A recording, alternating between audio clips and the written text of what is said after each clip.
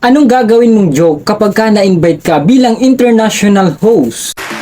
Welcome to the 81st Annual Golden Globes. I'm your host, Joe Coy. The big difference between the Golden Globes and the NFL, on the Golden Globes, we have fewer camera shots of Taylor Swift. I swear. There's just more to go to here. I watched Barbie. I loved it. I really did love it.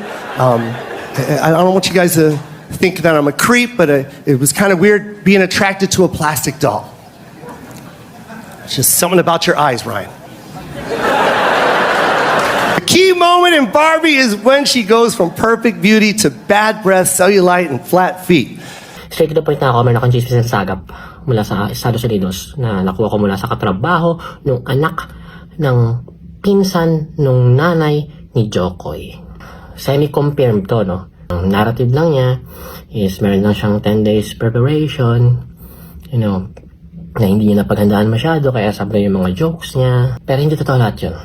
Everything was carefully planned. Pinanatan niya yung mga super big stars kagaya ni Robert De Niro, ni Taylor Swift. Kasi it's a way somehow, no? Kahit pa it's a way of clout chasing. Ang Filipino-American comedian ay nabash ng malala dahil sa mga celebrities na umattend sa 2024 Golden Globe Awards itong January 7 kung saan naging host si Jokoy.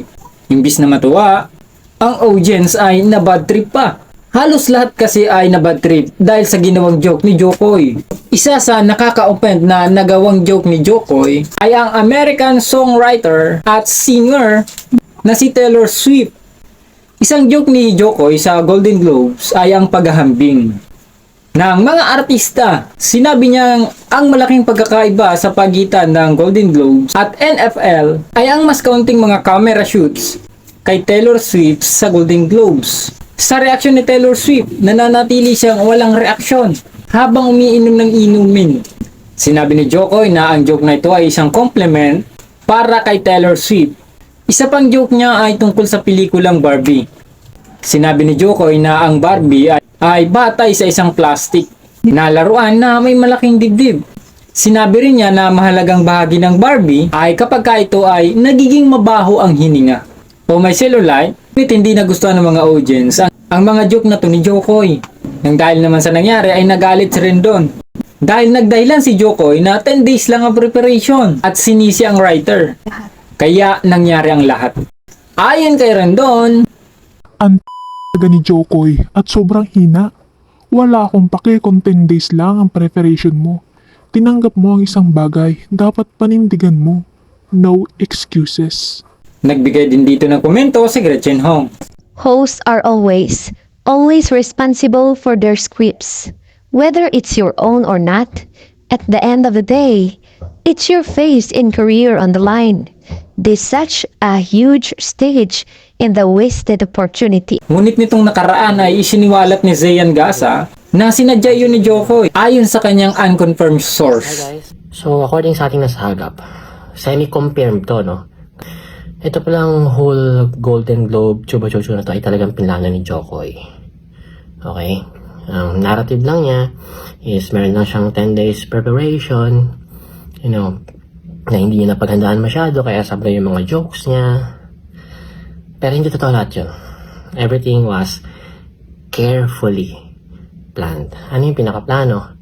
Na to grab this perfect opportunity para i-cement niya yung pangalan na Jokoy sa buong mundo. Which is, tama naman, I will do the same thing, no? Nakakatawa yung ginawa niyang strategy.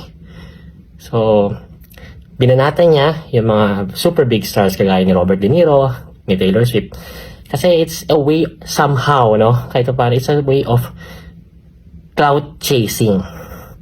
Pero on a different gargantuan level na global talagang sakop. Tama nga naman, after niya banatan ng joke si Taylor Swift, di ba? Ano nangyari? Putik pa rin news headline all over the world. Kahit buong mundo, headline, Jokoy, binanatan si Taylor Swift na hindi magandang biro. O ito nga naman nangyari. Sino na kinabang? Sa pangyaring yun, sino ba? Siya! Sa tingin mo, dapat nga bang gumawa ng nakakasakit na joke para makapagpatawa? O dapat wag na lang dibdibin kasi joke lang naman? Pero kasi minsan, joke is real. Comment mo na down below kung ano ang masasabi mo kay Jokoy. At babasahin natin yan. Don't forget to subscribe.